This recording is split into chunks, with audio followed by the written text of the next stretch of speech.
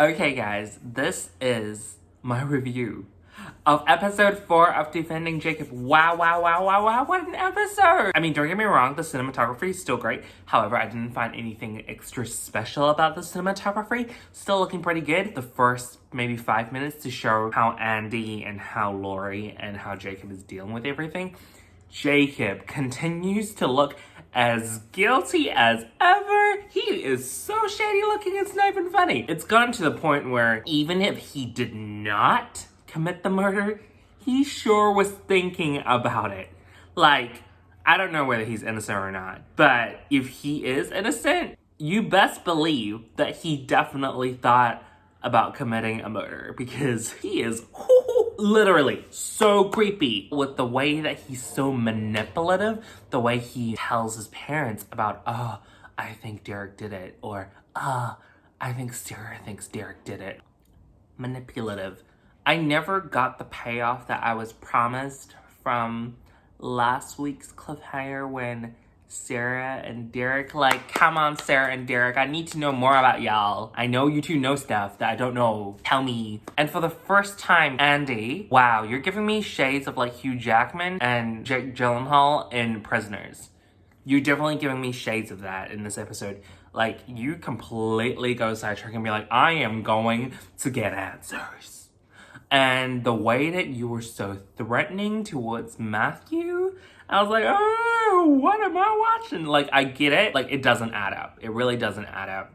But the way you were doing it, it freaked me out a tiny bit. It really was very intense that he completely goes off course. Laurie, I don't think, was given too much to do this episode. However, I do think with Laurie, you can definitely see how she's still not really adjusting very well. She kind of breaks when Jacob is being an ungrateful little, you know, he was like, Jacob, this episode, I felt, was not only manipulative and also was very ungrateful. His parents are dealing with the situation as best as they can, and I don't think he's thankful at all by the way that his parents treating him or how his parents is dealing with the situation. And I don't think he's understanding towards his parents at all. So, very ungrateful. Back to Laurie. Yeah, you can definitely see that she really yearns for normal, and I really did like the fact it showed that she was really lonely and she didn't adjust well. You can really tell because, like, from the way that she really wanted to go to the gala, and I was looking at the screen, I was like, don't do it, Laurie. Don't do it. You're just gonna make it worse for yourself. And then she didn't go. And then she felt lonely and she went to a diner to eat by herself. And then she had to lie.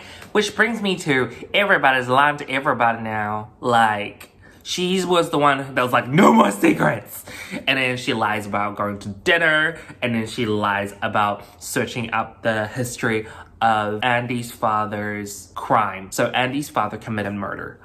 If you're gonna tell everyone that you have no more secrets and no more lies, you better not do that yourself, because that's gonna come back and bite you in the butt later on. And I think that's exactly what's gonna happen to Laurie. Despite the fact that she had less screen time, I actually did enjoy her storyline so far in this episode. It really showed how vulnerable she was, especially with the diner, when she was like, oh, there's actually a genuine person who thinks I'm a nice person and maybe we can talk and chill and crap. And then it turns out it's a reporter trying to get her to talk about stuff. And it's just like, what a betrayal. Derek. I think Derek had one line in this entire episode and nothing. Still a complete tease as to what happened. I guess we will find out later what is gonna happen with Derek. And with Sarah also, like, 2 lines. Nothing happened as well, which makes me really, really annoyed.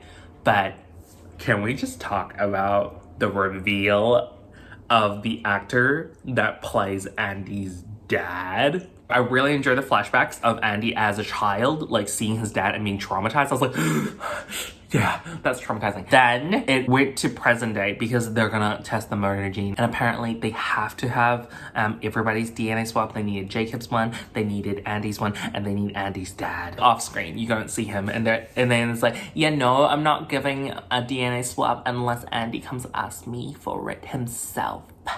And then, like, literally the last 20 seconds, of the episode, it shows Andy's dad in prison, and there's the reveal.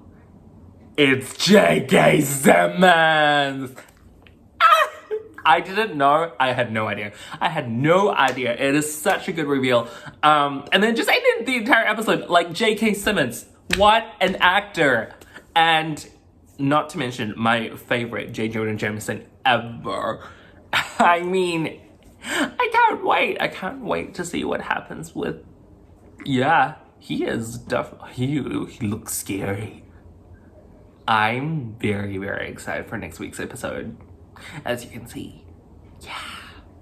Comment down below, like, what was your favorite part of this episode? This episode, I think this was the most engaging episode for me because it just showed so much. And it's like they did whatever it takes to,